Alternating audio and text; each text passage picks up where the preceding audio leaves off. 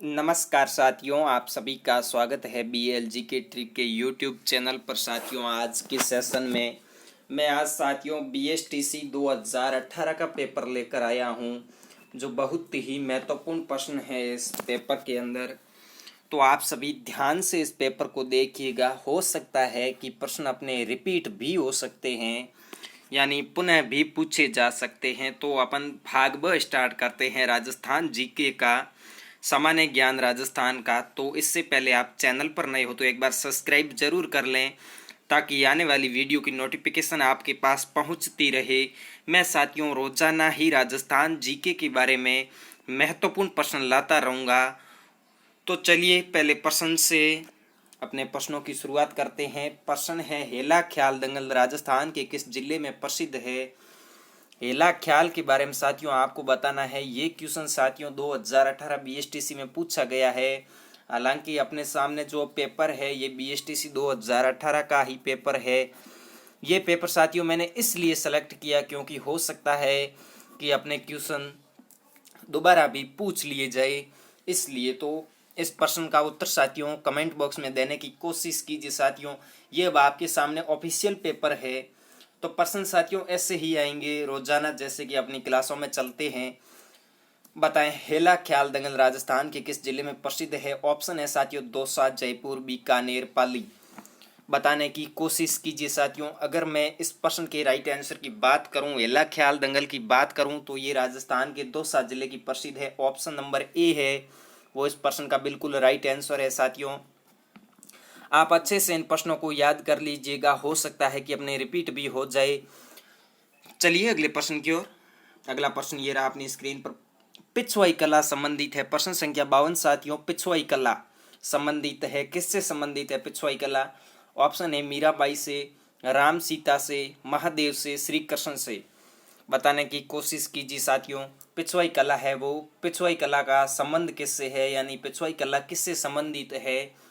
अगर मैं साथियों पिछवाई कला की संबंधित से बात करूं तो ये श्री कृष्ण से संबंधित है। ऑप्शन नंबर डी है वो इस प्रश्न का बिल्कुल राइट आंसर है साथियों। चलिए अगले प्रश्न की ओर। अगला प्रश्न ये रहा अपनी स्क्रीन पर। प्रश्न संख्या 53। 2011 की जनगणना के अनुसार राजस्थान में न्यूनतम घनत्व वाले जिले। साथियों आपको जनसंख्या से तो जनसंख्या टॉपिक पूरा क्लियर करके ही एग्जाम में बैठना है, क्योंकि जनसंख्या से इस बार क्वेश्चन बहुत पूछे जाते हैं। आप कांस्टेबल का पेपर उठाकर देख लीजिए, ग्राम सेवक का उठाकर देख लीजिए, हर पेपर हर शिफ्ट में 5-5% जनसंख्या से पूछे गए हैं साथियों। 2011 की जनगणना के अनुसार राजस्थान में न्यूनतम घनत्व वाले जिले कौन से हैं आपको बताने हैं भाई। न्यूनतम घनत्व वाले जिले बाड़मेर, बीकानेर, जैसलमेर, बाड़मेर, जैसलमेर, बीकानेर, जैसलमेर, चूरू। बताने की कोशिश कीजिए साथियों। अपने सामने है वो 2018 का पेपर है। अब 2022 चल रहा है साथियों, हो सकता है कि अपने ये दोबारा रिपीट कर लिया जाए क्वेश्चन। मैं साथियों 2018, 19, 20, 21 सभी पेपर आपको करवाऊंगा। तो इस प्रश्न का उत्तर साथियों कमेंट बॉक्स में देने की कोशिश कीजिए। वीडियो को लाइक, शेयर, सब्सक्राइब जरूर कर लें। अगर मैं साथियों इस प्रश्न के राइट आंसर की बात करूं और 2011 की जनगणना के अनुसार राजस्थान में न्यूनतम घनत्व वाले जिले की बात करूं, तो इसका राइट आंसर है जैसलमेर, बीकानेर, यानी ऑप्शन नंबर सी है वो इस प्रश्न का बिल्कुल राइट आंसर है। चलिए अगले प्रश्न की ओर। अगला प्रश्न ये रहा अपनी स्क्रीन पर। राजस्थान का प्रथम पवन ऊर्जा संयंत्र स्थापित किया गया था, यानी राजस्थान का प्रथम पवन ऊर्जा संयंत्र स्थापित कहाँ किया गया था साथियों? ऑप्शन है अमर सागर, जैसलमेर, बीठड़ी, जोधपुर, देवगढ़, प्रतापगढ़, मोहनगढ़, जैसलमेर। आने दीजिए साथियों उत्तर कमेंट बॉक्स में। वीडियो को लाइक जरूर कर दें। आप अपनी तैयारी का अनुभव कीजिए साथियों। अब आपके सामने ऑफिशियल पेपर है, यानी हूबहू ऐसा का ऐसा पेपर आपके इस बार भी आने वाला है 8 अक्टूबर को। अगर मैं साथियों राजस्थान के प्रथम पवन ऊर्जा संयंत्र स्थापित की बात करूं तो ये अमर सागर, जैसलमेर में स्थापित किया गया। ऑप्शन नंबर ए है वो इस प्रश्न का बिल्कुल राइट आंसर है। क्या भाई? ऑप्शन नंबर ए अमर सागर, जैसलमेर में है वो राजस्थान का प्रथम पवन ऊर्जा संयंत्र स्थापित किया गया था। बड़े अच्छे से सेशन चल रहा है, आप आराम से देखिएगा साथियों। चलिए अगले प्रश्न की ओर। अगला प्रश्न ये रहा अपनी स्क्रीन पर। ये रहा भाई, बारी आभूषण पहना जाता है। भाई बारी आभूषण है वो कहाँ पहना जाता है? गले में, नाक में, कानों में, कलाई में। साथियों ऑप्शन आपके सामने है, उत्तर आपको कमेंट बॉक्स में देना है। अब बताएं भाई, बाहरी आभूषण कहाँ पहना जाता है? अगर मैं साथियों बाहरी आभूषण की बात करूं तो ये नाक में पहना जाता है। ऑप्शन नंबर बी है वो इस प्रश्न का राइट आंसर है। बाहरी आभूषण नाक में पहना जाता है। चलिए अगले प्रश्न की ओर। अगला प्रश्न ये रहा अपनी स्क्रीन पर, प्रश्न संख्या 56। महाराणा प्रताप का राज तिलक कहाँ हुआ था? बताने की कोशिश कीजिए साथियों। महाराणा प्रताप का राज तिलक आपको बताना है कहाँ हुआ था। ऑप्शन है चावंड, गोगुंदा, उदयपुर, कुंभलगढ़। जी हाँ, अगर मैं साथियों इस प्रश्न के राइट आंसर की बात करूं और महाराणा प्रताप के राज तिलक की बात करूं तो ये गोगुंदा में हुआ था। ऑप्शन नंबर बी है वो इस प्रश्न का बिल्कुल राइट आंसर है साथियों। कहाँ भाई? गोगुंदा में महाराणा प्रताप का राज तिलक हुआ था। चलिए अगले प्रश्न की ओर। अगला प्रश्न ये रहा अपनी स्क्रीन पर, प्रश्न संख्या 57। उस व्यक्ति का नाम बताइए जिसे रतन सिंह ने अपने दरबार से निकाल दिया था तथा बाद में अलाउद्दीन खिलजी की शरण में चला गया। जी हाँ, ये रहा प्रश्न। उस व्यक्ति का नाम बताइए जिसे रतन सिंह ने अपने दरबार से निकाल दिया था तथा बाद में अलाउद्दीन खिलजी की शरण में चला गया। वह कौन थे साथियों? बताने की कोशिश कीजिए। हालांकि अब तो प्रश्न आपकी समझ में आ गया होगा। ऑप्शन है सुंदरलाल, मदन लाल, रघु जी, चेतन राघव। अगर मैं साथियों इस प्रश्न के राइट आंसर की बात करूं तो इसका राइट आंसर है चेतन राघव। ऑप्शन नंबर डी है वो इस प्रश्न का बिल्कुल राइट आंसर है। भाई चेतन राघव को है वो रतन सिंह ने दरबार से निकाल दिया था और चेतन राघव बाद में अलाउद्दीन खिलजी की शरण में चले गए। चलिए अगले प्रश्न की ओर। अगला प्रश्न ये रहा अपनी स्क्रीन पर, राजस्थान में भोमट क्षेत्र संबंधित है। साथियों आपको बताना है भोमट क्षेत्र है वो किस जिले से संबंधित है। साथियों उदयपुर से, बांसवाड़ा से, भीलवाड़ा से, अलवर से। ऑप्शन आपके सामने है साथियों, उत्तर देने की कोशिश कीजिए। बताएं भाई इस प्रश्न का राइट आंसर क्या है। अगर मैं साथियों भोमट क्षेत्र की बात करूं तो ये उदयपुर से है, यानी ऑप्शन नंबर ए है वो इस प्रश्न का बिल्कुल राइट आंसर है। चलिए अगले प्रश्न की ओर। अगला प्रश्न ये रहा अपने स्क्रीन पर, प्रथम राजस्थानी फिल्म का नाम क्या है? भाई प्रथम राजस्थानी फिल्म कौन सी थी साथियों? ये रहा 59 नंबर क्वेश्चन। प्रथम राजस्थानी फिल्म का नाम क्या था? ऑप्शन है निजरानो, बाबा सारी लाडली, बाई चाली सासरिये, मारी प्यारी चंदना। बताने की कोशिश कीजिए साथियों। ऑप्शन ही इस प्रकार दिए गए हैं कि कंफ्यूज हो जाए, ऐसे ही ऑप्शन है साथियों। अब आपको इन ऑप्शनों में से सेलेक्ट करना है कि राइट आंसर कौन सा है साथियों। अब अपने 8 अक्टूबर दूर नहीं है, एग्जाम डेट भी घोषित हो चुकी है। अब अपने को ज़्यादा से ज़्यादा रिवीजन और ज़्यादा से ज़्यादा पुराने पेपर पढ़ने होंगे ताकि अपने को ज़्यादा फायदा मिल सके। अगर मैं साथियों राजस्थान की प्रथम फिल्म की बात करूं तो ये नजरानो यानी निजरानो ऑप्शन नंबर ए है वो इसका बिल्कुल राइट आंसर है। राजस्थान की प्रथम फिल्म निजरानो थी। चलिए अगले प्रश्न की ओर साथियों। अगला प्रश्न ये रहा अपनी स्क्रीन पर, 60 नंबर क्वेश्चन साथियों। बताने की कोशिश कीजिए, राजस्थान के मुख्यमंत्री के रूप में सर्वाधिक बार शपथ किसने ली? जी हाँ, सर्वाधिक बार शपथ लेने वाले मुख्यमंत्री। बताने की कोशिश कीजिए साथियों। पॉलिटिकल का क्वेश्चन है, कई बार पूछा गया है। अब ऑप्शन साथियों आपके सामने है, बताने की कोशिश कीजिए साथियों। मोहनलाल सुखाड़िया एवं हरिदेव जोशी। ऑप्शन है हरिदेव जोशी एवं भैरव सिंह शेखावत। ऑप्शन है भैरव सिंह शेखावत एवं हीरालाल देवपुरा। ऑप्शन है शिवचरण माथुर एवं हरिदेव जोशी। अगर मैं साथियों इस प्रश्न के राइट आंसर की बात करूं तो इसका राइट आंसर है ऑप्शन नंबर बी है वो इसका बिल्कुल राइट आंसर है। हरिदेव जोशी एवं भैरव सिंह शेखावत राजस्थान के सर्वाधिक बार शपथ लेने वाले मुख्यमंत्री है।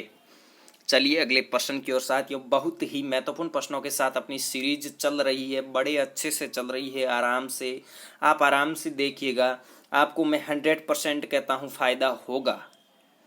चलिए अगले प्रश्न की ओर। अगला प्रश्न ये रहा अपनी स्क्रीन पर, डेगाना क्षेत्र राजस्थान में किस खनिज के लिए जाना जाता है? जी हाँ, आपको बताना है भाई डेगाना क्षेत्र है वो किस खनिज के लिए जाना जाता है। डेगाना क्षेत्र कहाँ है भाई? नागौर में है। तो वो किस खनिज के लिए जाना जाता है? ऑप्शन है मैगजीन, कोयला, टंगस्टन, लौह अयस्क। बताने की कोशिश कीजिए साथियों। डेगाना क्षेत्र जो नागौर में है वो किस खनिज के लिए जाना जाता है? अगर मैं साथियों इस प्रश्न के राइट आंसर की बात करूं और डेगाना क्षेत्र किसके लिए जाना जाता है इसकी बात करूं तो इसका राइट आंसर है टंगस्टन। ऑप्शन नंबर सी है वो इसका बिल्कुल राइट आंसर है साथियों। टंगस्टन से बल्ब का फिलामेंट बनाया जाता है। क्या बनाया जाता है भाई? टंगस्टन से बल्ब का फिलामेंट बनाया जाता है। टंगस्टन खनिज है वो डेगना क्षेत्र में मिलता है। डेगना क्षेत्र है वो राजस्थान के नागौर जिले में है साथियों। तो अब चलिए अगले प्रश्न की ओर। अगला प्रश्न ये रहा अपनी स्क्रीन पर। राजस्थान के गांधी के रूप में किसे जाना जाता है? जी हाँ भाई, राजस्थान के गांधी के रूप में किसे जाना जाता है? आपको राजस्थान का गांधी बताना है। ऑप्शन है भोगीलाल पांड्या, गोकुल भाई भट्ट, जानकी लाल, दामोदर व्यास। बताने की कोशिश कीजिए साथियों। उत्तर साथियों कमेंट बॉक्स में देने की थोड़ी कोशिश कीजिए ताकि अपने माइंड में एक पिक्चर बन जाए और अपन अच्छे से इन प्रश्नों को याद कर सके। आपको याद आ जाएगा कि हाँ उस दिन मैंने ये उत्तर कम उस क्लास में कमेंट बॉक्स में लिखा था। एक पिक्चर बन जाती है माइंड में, अपने को अच्छे से याद रह जाता है। अगर मैं साथियों राजस्थान के गांधी के रूप में किसे जाना जाता है इसकी बात करूं तो इसका राइट आंसर है गोकुल भाई भट्ट। ऑप्शन नंबर बी है वो इस प्रश्न का बिल्कुल साथियों राइट आंसर है। चलिए अगले प्रश्न की ओर साथियों। अगला प्रश्न है ये रहा अपनी स्क्रीन पर। ये लो भाई, 63 नंबर क्वेश्चन। राजस्थान का एकमात्र पक्षी चिकित्सालय कहाँ पर स्थित है? जी हाँ, राजस्थान का एकमात्र पक्षी चिकित्सालय कहाँ पर स्थित है?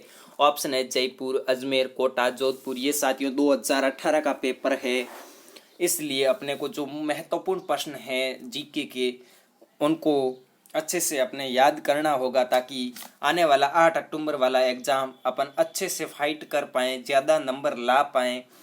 तो मैं साथियों राजस्थान का एकमात्र पक्षी चिकित्सालय की बात करूं तो इसका राइट आंसर है जयपुर। ऑप्शन नंबर ई है वो इस प्रश्न का बिल्कुल साथियों राइट आंसर है।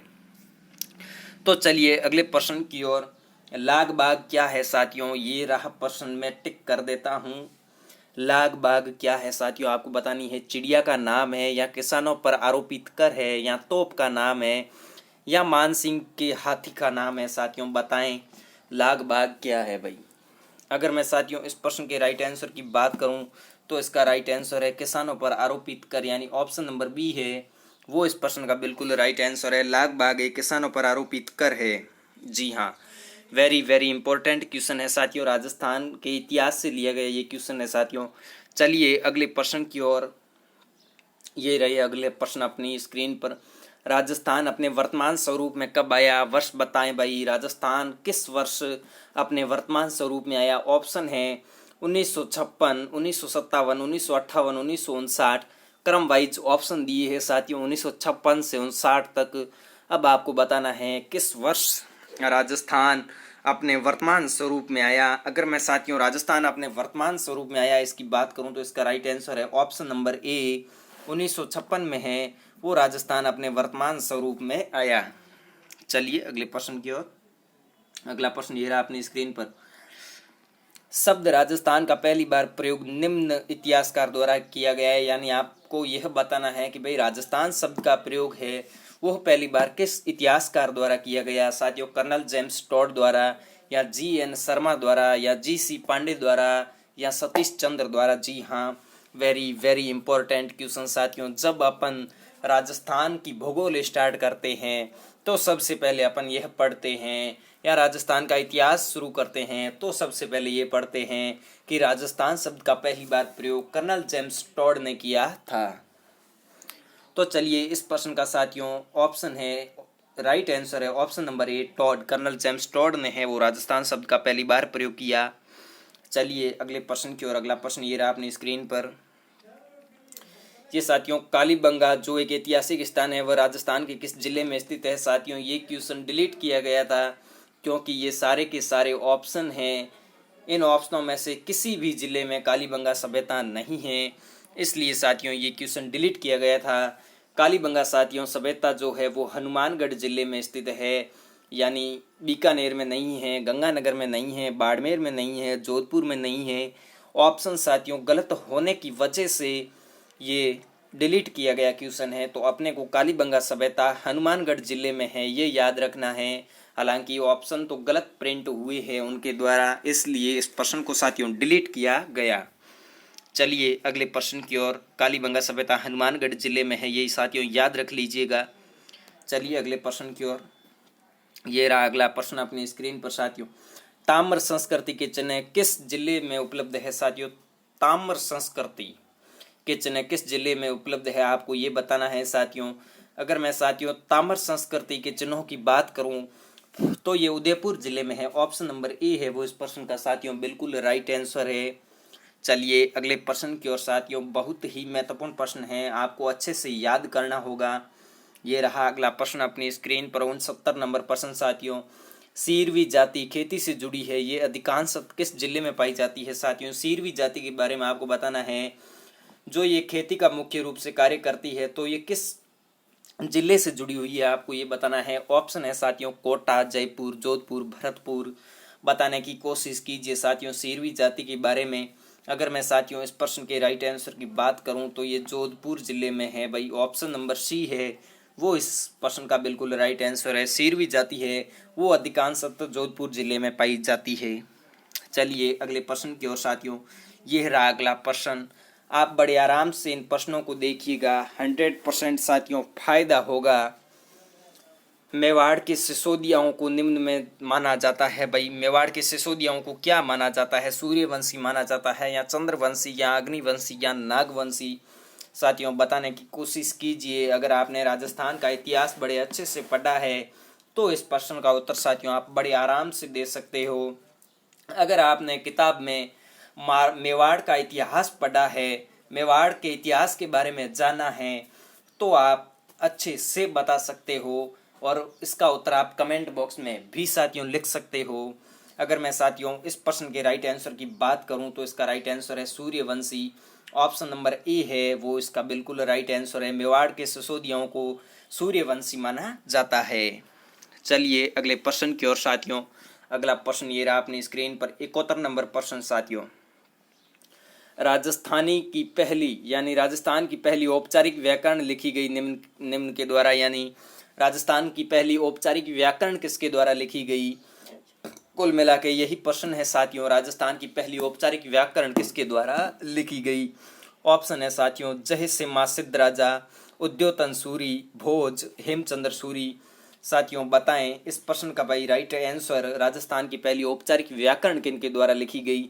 अगर मैं साथियों इस प्रश्न की राइट आंसर की बात करूं तो हेमचंद्र सूरी द्वारा राजस्थान की पहली औपचारिक व्याकरण लिखी गई, यानी ऑप्शन नंबर डी है वो इस प्रश्न का साथियों बिल्कुल राइट आंसर है। चलिए अगले प्रश्न की ओर साथियों, अगर आप चैनल पर नए हो तो एक बार सब्सक्राइब जरूर कर लें ताकि आने वाली हर वीडियो की नोटिफिकेशन आपके पास पहुंचती रहे। मैं साथियों रोजाना ही महत्वपूर्ण प्रश्नों के साथ अपनी सीरीज लेकर आऊँगा। आपको भी पढ़ने में आनंद आएगा और मुझे भी पढ़ाने में आनंद आएगा साथियों।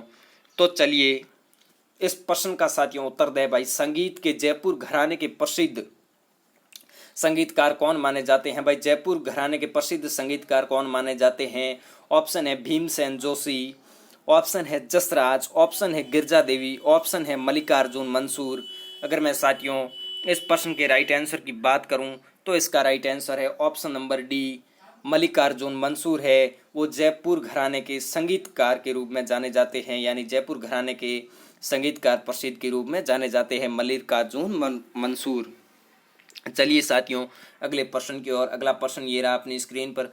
राजस्थान की फट चित्रकारी चित्रकला के किस स्कूल से जुड़ी है? साथियों आपको ये बताना है कि भाई राजस्थान की फट चित्रकारी है वो चित्रकला के किस स्कूल से जुड़ी है साथियों।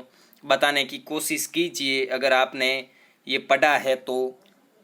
ऑप्शन है साथियों जयपुर, कोटा, मेवाड़, बीकानेर। जी हाँ, ऑप्शन साथियों आपके सामने हैं। अब आपको उत्तर देना है साथियों। एक आधे सामान्य क्वेश्चन का तो उत्तर कमेंट बॉक्स में दे दिया करो। चलिए ऑप्शन है जयपुर, कोटा, मेवाड़, बीकानेर। अगर मैं साथियों इस प्रश्न के राइट आंसर की बात करूं और राजस्थान की फट चित्रकारी चित्रकला स्कूल की बात करूं से जुड़ी है तो ये साथियों मेवाड़ स्कूल से जुड़ी है। फट चित्रकारी साथियों मेवाड़ स्कूल से जुड़ी है। चलिए अगले प्रश्न की ओर साथियों, यह रहा अगला प्रश्न अपनी स्क्रीन पर। ये लो भाई 74 नंबर क्वेश्चन साथियों। कालबेलिया नृत्य राजस्थान के किस जिले से हैं साथियों? कालबेलिया नृत्य है वो राजस्थान के किस जिले से हैं? कालबेलिया नृत्य बताने की कोशिश कीजिए साथियों। जोधपुर, उदयपुर, अलवर, जैसलमेर। अगर मैं साथियों कालबेलिया नृत्य की बात करूं तो ये साथियों जैसलमेर जिले से जुड़ा हुआ है। ऑप्शन नंबर डी है वो इस प्रश्न का बिल्कुल सही आंसर है। कालबेलिया नृत्य है वो राजस्थान के जैसलमेर जिले से है। चलिए अगले प्रश्न की ओर साथियों, अगला प्रश्न ये रहा अपनी स्क्रीन पर। 75 नंबर क्वेश्चन साथियों, बगरू की छपाई राजस्थान के किस हिस्से से है? आपको साथियों ये बताना है कि भाई बगरू की छपाई है वो राजस्थान के किस जिले से है। जिला कह दो, हिस्सा कह दो साथियों, उत्तर तो साथियों वही आना है। ऑप्शन है जयपुर, भरतपुर, झालावाड़, नागौर। बताने की कोशिश कीजिए साथियों। अगर मैं साथियों बगरू छपाई की बात करूं तो ये राजस्थान के नागौर हिस्से यानी नागौर जिले से जुड़ी है। ऑप्शन नंबर डी है वो इस प्रश्न का साथियों बिल्कुल राइट आंसर है।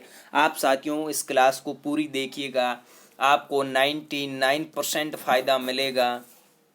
चलिए अगले प्रश्न की ओर। यह रहा अगला प्रश्न अपनी स्क्रीन पर साथियों। बाला किला कहाँ स्थित है? जी हाँ, बाला किला आपको बताना है। बाला दुर्ग है वो कहाँ स्थित है? बाला किला है वो कहाँ स्थित है? ऑप्शन है जालोर, सवाई माधोपुर, अलवर, बारा। बताने की कोशिश कीजिए साथियों। बाला किला के बारे में, बाला दुर्ग के बारे में अगर मैं साथियों इस प्रश्न के राइट आंसर की बात करूं और बाला किला कहाँ स्थित है इसकी साथियों बात करूं तो ये अलवर जिले में स्थित है। ऑप्शन नंबर सी है वो इस प्रश्न का साथियों बिल्कुल राइट आंसर है। चलिए अगले प्रश्न की ओर साथियों। अगला प्रश्न ये रहा अपनी स्क्रीन पर। राजस्थान में सबसे लंबे समय तक किसने मुख्यमंत्री पद पर कार्य किया था? जी हाँ, आपको ये बताना है कि भाई राजस्थान के सर्वाधिक मुख्यमंत्री कौन रहे थे, यानी सर्वाधिक लंबे समय तक किसने मुख्यमंत्री के पद पर कार्य किया था। ऑप्शन है टीकाराम पालीवाल, वसुंधरा राजे, अशोक गहलोत, मोहनलाल सुखाड़िया। अगर मैं साथियों इस प्रश्न के राइट आंसर की बात करूं तो इसका राइट आंसर है मोहनलाल सुखाड़िया। ये तो साथियों आप सभी को पता होगा कि भाई राजस्थान के लंबे समय तक मुख्यमंत्री मोहनलाल सुखाड़िया रहे थे। चलिए अगले प्रश्न की ओर। अगला प्रश्न ये रहा अपनी स्क्रीन पर साथियों। ये प्रश्न है साथियों 78 नंबर। दौलत राम सारण को राजस्थान में संबोधित किया जाता था यह कहकर। भाई दौलत राम सारण को राजस्थान में किस नाम से संबोधित किया जाता था आपको ये बताना है। ऑप्शन है साथियों महात्मा, किसानों का मसीहा, बाबूजी, राजा। बताने की कोशिश कीजिए साथियों। दौलत राम सारण को राजस्थान में किस नाम से संबोधित किया जाता था? अगर मैं साथियों इसके राइट आंसर की बात करूं तो इसका राइट आंसर है किसानों के मसीहा, यानी किसानों का मसीहा के नाम से दौलत राम सारण जाना जाता था। यानी दौलत राम सारण को किसानों के मसीहा के रूप में जाने जाते थे। चलिए अगले प्रश्न की ओर साथियों। अगला प्रश्न ये रहा अपनी स्क्रीन पर। राजस्थान विकास पार्टी की स्थापना की थी साथियों किसने की थी? राजस्थान विकास पार्टी की स्थापना ऑप्शन है साथियों ब्रज मोहन लाल शर्मा, ऑप्शन है बूटा सिंह, ऑप्शन है हीरालाल शास्त्री और ऑप्शन है साथियों छोटू राम। अब बताने की कोशिश कीजिए साथियों। अगर मैं साथियों इस प्रश्न के राइट आंसर की बात करूं तो इसका राइट आंसर है बूटा सिंह। ऑप्शन नंबर बी है वो इस प्रश्न का साथियों बिल्कुल राइट आंसर है। चलिए साथियों अगले प्रश्न की ओर। अगला प्रश्न ये रहा अपनी स्क्रीन पर साथियों 80 नंबर क्वेश्चन। 14वीं राजस्थान विधानसभा के सभापति कौन थे साथियों? कई बार पूछ लिया जाता है विधानसभा से क्वेश्चन साथियों, क्योंकि अपने पॉलिटिकल के ये टॉपिक है अपने सिलेबस में। तो बताने की कोशिश कीजिए भाई 14वीं राजस्थान विधानसभा के सभापति कौन थे। ऑप्शन है सुमित्रा सिंह, ऑप्शन है रामनिवास मिर्धा, ऑप्शन है कैलाश मेघवाल, ऑप्शन है शांतिलाल। बताएं भाई इस प्रश्न का राइट आंसर साथियों कमेंट बॉक्स में। इससे पहले आप चैनल को सब्सक्राइब जरूर कर लें साथियों। अगर मैं साथियों इस प्रश्न के राइट आंसर की बात करूं तो इसका राइट आंसर है Kailash Meghwal. Option number C है वो इस प्रश्न का साथियों बिल्कुल राइट आंसर है। चलिए अगले प्रश्न की ओर साथियों। अगला प्रश्न ये रहा अपनी स्क्रीन पर। राजस्थान में वर्षा का समय कितनी बार आता है, यानी वर्षा का समय कितनी बार होता है राजस्थान में? भाई वर्षा का समय आपको बताना है। ये जियोग्राफी से लिया गया क्वेश्चन है साथियों, जलवायु टॉपिक से। अगर आपने जलवायु टॉपिक को बड़े अच्छे से पढ़ रखा है तो आप इस क्वेश्चन का उत्तर आराम से बता सकते हो। और हाँ मैं ये भी बता दूं कि जिसको सामान्य जानकारी फुल है वो तो इस प्रश्न का उत्तर बड़े आराम से दे सकता है। अगर मैं साथियों राजस्थान में वर्षा समय कितनी बार आता है इसकी बात करूं तो इसका राइट आंसर है ऑप्शन नंबर ए, यानी 2 बार राजस्थान में वर्षा का समय आता है। चलिए अगले प्रश्न की ओर साथियों। अगला प्रश्न ये रहा अपनी स्क्रीन पर। प्रश्न संख्या 82। इंदिरा गांधी नहर की आवश्यकता हुई। भाई इंदिरा गांधी नहर की आवश्यकता है वो किस कारण हुई आपको ये बताना है। ऑप्शन है साथियों बरसात से, सर्दी से, पानी के अभाव से, अत्यधिक गर्मी से। भाई आखिर इंदिरा गांधी नहर की आवश्यकता क्यों पड़ी अपने को? अगर मैं साथियों इस प्रश्न के राइट आंसर की बात करूं तो पानी के अभाव से साथियों इंदिरा गांधी नहर की आवश्यकता हुई अपने को। तो चलिए अगले प्रश्न की ओर साथियों। अगला प्रश्न ये रहा अपनी स्क्रीन पर। लूणी नदी का उद्गम निम्न जिले से होता है, यानी आपको ये बताना है कि भाई लूणी नदी का उद्गम है वो किस जिले से होता है साथियों। ऑप्शन है नागौर, अजमेर, टोंक, चूरू। अगर मैं साथियों लूणी नदी के उद्गम की बात करूं तो इसका राइट आंसर है अजमेर। ये प्रश्न तो साथियों अब हर किसी को आता होगा, इसलिए इसको अपन जल्दी जल्दी कर लेते हैं। लूणी नदी का उद्गम है वो साथियों अजमेर जिले से होता है। चलिए अगले प्रश्न की ओर साथियों। ये रहा अगला प्रश्न अपनी स्क्रीन पर। प्रसिद्ध चांद बावड़ी किस जिले में स्थित है साथियों। आपको बताना है प्रसिद्ध चांद बावड़ी है वो राजस्थान की किस जिले में स्थित है। ऑप्शन है साथियों कोटा, भरतपुर, अलवर, दौसा। बताने की कोशिश कीजिए साथियों। अगर मैं साथियों प्रसिद्ध चांद बावड़ी की बात करूं तो ये साथियों राजस्थान के दौसा जिले में स्थित है, यानी ऑप्शन नंबर डी है वो इस प्रश्न का बिल्कुल राइट आंसर है, ऑप्शन नंबर डी। चलिए अगले प्रश्न की ओर साथियों। अगला प्रश्न ये रहा अपनी स्क्रीन पर।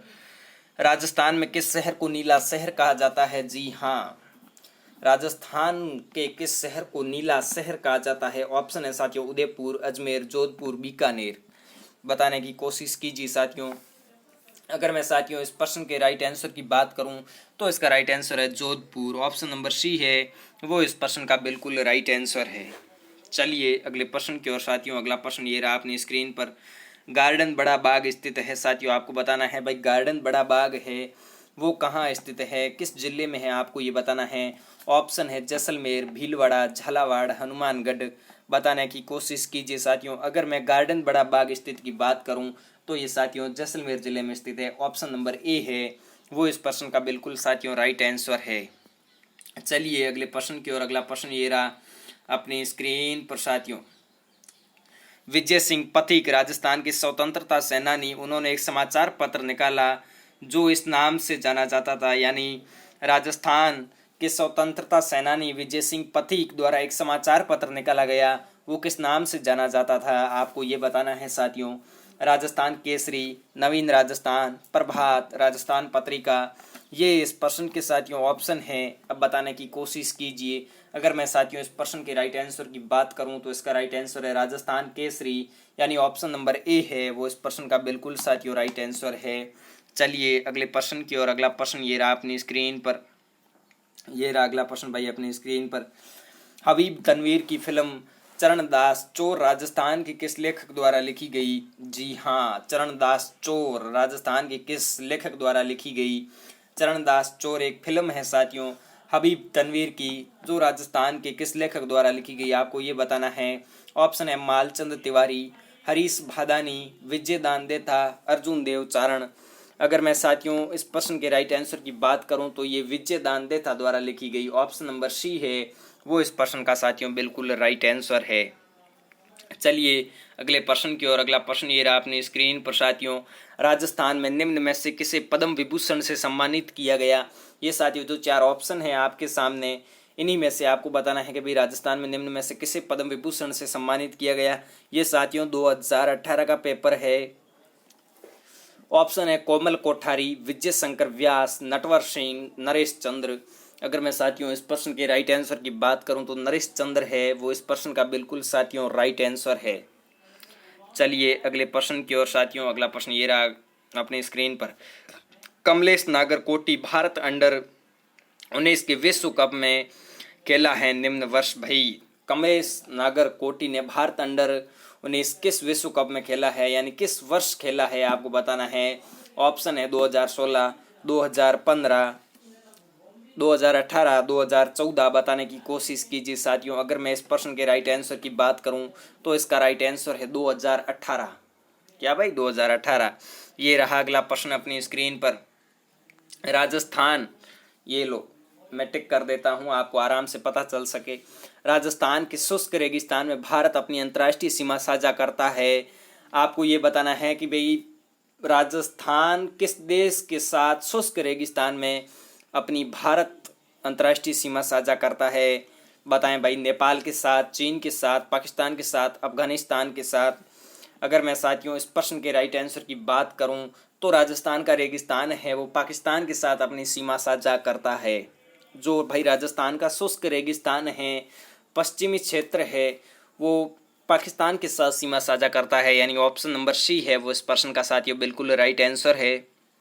चलिए अगले प्रश्न की ओर साथियों। अगला प्रश्न ये रहा अपनी स्क्रीन पर। उत्तरी अरावली क्षेत्र में राजस्थान का निम्न जिला सम्मिलित है। भाई उत्तरी अरावली क्षेत्र में राजस्थान का कौन सा जिला सम्मिलित है, बताने की कोशिश कीजिए साथियों। ऑप्शन है दौसा, सिरोही, अजमेर, टोंक। अगर मैं साथियों उत्तरी अरावली क्षेत्र में राजस्थान का जिला सम्मिलित है इसकी बात करूं तो इसका राइट आंसर है ऑप्शन नंबर ए, दौसा। क्या भाई, दौसा इस प्रश्न का बिल्कुल साथियों राइट आंसर है। ये रहो अगला प्रश्न साथियों। पंचायती राज व्यवस्था का आरंभ भारत में राजस्थान के नागौर से किस वर्ष में हुआ साथियों, आपको ये बताना है। कई बार तो ये पूछ लिया जाता है कि पंचायती राज व्यवस्था का प्रारंभ किस जिले से हुआ, तो साथियों नागौर जिले से हुआ। नागौर के बगदरी ग्राम से। कई बार ग्राम पूछ लिया जाता है तो ग्राम अपने को याद रखना है बगदरी। क्या भाई, बगदरी ग्राम से कब किया गया, 1959 से। इसलिए इस प्रश्न का बिल्कुल राइट आंसर है साथियों 1959। ऑप्शन नंबर बी है वो इस प्रश्न का साथियों बिल्कुल राइट आंसर है। चलिए अगले प्रश्न की ओर। यह रहा अगला प्रश्न अपनी स्क्रीन पर। मीणा समुदाय का परंपरागत नेता इस नाम से जाना जाता है। भाई मीणा समुदाय का परंपरागत नेता है वो किस नाम से जाना जाता है, पटेल, भगत, कर्मा, मुकदम। अगर मैं साथियों इस प्रश्न के राइट आंसर की बात करूं और मीणा समुदाय के परंपरागत नेता की बात करूं तो पटेल के नाम से जाना जाता है। ऑप्शन नंबर ए है वो इस प्रश्न का साथियों बिल्कुल राइट आंसर है। अगला प्रश्न ये रहा अपनी स्क्रीन पर साथियों। राष्ट्रीय मार्ग संख्या 8 जो दिल्ली को मुंबई से जोड़ता है, राजस्थान से गुजरता है, ये राजस्थान में कितने किलोमीटर का है। राष्ट्रीय राजमार्ग संख्या है वो राजस्थान में कितने किलोमीटर का है ये बताना है आपको। ऑप्शन है साथियों 700, 560, 688, 720। बताने की कोशिश कीजिए साथियों। अगर मैं इसके राइट आंसर की बात करूं तो 688 किलोमीटर है वो राष्ट्रीय राजमार्ग संख्या 8 राजस्थान से गुजरता है, 688 किलोमीटर। चलिए अगले प्रश्न की ओर साथियों। अगला प्रश्न ये रहा अपनी स्क्रीन पर। राजस्थान में केंद्रीय विश्वविद्यालय की स्थापना किस वर्ष हुई साथियों, आपको ये बताना है। केंद्रीय विश्वविद्यालय की स्थापना किस वर्ष हुई भाई राजस्थान में, बताने की कोशिश कीजिए साथियों। 2007, 2008, 2009, 2011। अगर मैं साथियों इस प्रश्न के राइट आंसर की बात करूं तो इसका राइट आंसर है 2009। ऑप्शन नंबर सी है वो इस प्रश्न का बिल्कुल राइट आंसर है। राजस्थान में केंद्रीय विश्वविद्यालय की स्थापना वर्ष 2009 से हुई थी। चलिए अगले प्रश्न पर। अगला प्रश्न ये रहा अपनी स्क्रीन पर साथियों। वर्ष 2017 का साहित्य अकादमी दिल्ली का राजस्थानी का पुरस्कार किसे मिला। जी हाँ, वर्ष 2017 का साहित्य अकादमी दिल्ली का राजस्थानी पुरस्कार किसे मिला, बताने की कोशिश कीजिए साथियों। BL व्यास, अंबिका दत्त, हेतु, नीरज डालिया। बताने की कोशिश कीजिए साथियों। अगर मैं इस प्रश्न के राइट आंसर की बात करूं तो इसका राइट आंसर है नीरज डालिया। ऑप्शन नंबर डी है वो इस प्रश्न का साथियों बिल्कुल राइट आंसर है। चलिए अगले प्रश्न की ओर साथियों। अगला प्रश्न ये रहा अपनी स्क्रीन पर। वनस्थली विद्यापीठ की स्थापना किस वर्ष हुई साथियों, बताने की कोशिश कीजिए। वनस्थली विद्यापीठ की स्थापना किस वर्ष हुई। अगर मैं साथियों वनस्थली विद्यापीठ की स्थापना की बात करूं तो ये 1935 में हुई। ऑप्शन नंबर बी है वो इस प्रश्न का साथियों बिल्कुल राइट आंसर है। ये रहा अगला प्रश्न अपनी स्क्रीन पर साथियों। राजस्थान मानवाधिकार आयोग की पहली महिला अध्यक्ष कौन थी। जी हाँ, आपको ये बताना है भाई राजस्थान मानवाधिकार आयोग है उसकी पहली महिला अध्यक्ष कौन थी साथियों। ऑप्शन है कांता कुमारी भटनागर, ऑप्शन है प्रभा ठाकुर, ऑप्शन है नरेंद्र कुमार, ऑप्शन है उषा मीणा। बताने की कोशिश कीजिए साथियों। Very very important question. अगर मैं साथियों इस प्रश्न के राइट आंसर की बात करूं तो इसका राइट आंसर है कांता कुमारी भटनागर, यानी ऑप्शन नंबर ए है वो इस प्रश्न का बिल्कुल राइट आंसर है साथियों। ये रहा साथियों जीके का आज का अपना अंतिम क्वेश्चन। राजस्थान की प्रथम महिला मुख्य सचिव कौन थी। जी हाँ, आपको ये बताना है कि भाई राजस्थान की है वो प्रथम महिला मुख्य सचिव कौन थी। ऑप्शन है मीनाक्षी हुजा, कुशाल सिंह, ओतिमा बोरदिया, अमरजीत कौर। बताने की कोशिश कीजिए साथियों। अगर मैं इस प्रश्न के राइट आंसर की बात करूं तो इसका राइट आंसर है Kushal Singh. Option number B है वो इस प्रश्न का बिल्कुल राइट आंसर है। तो साथियों आप सभी को धन्यवाद। आप सभी ने सेशन को बहुत अच्छे से देखा और चैनल पर नए हो तो एक बार सब्सक्राइब जरूर कर लें। ऑल द बेस्ट, मिलते हैं नेक्स्ट सेशन में महत्वपूर्ण प्रश्नोत्तरी के साथ। All the best. धन्यवाद। खुश रहिए, मस्त रहिए, हंसते रहिए।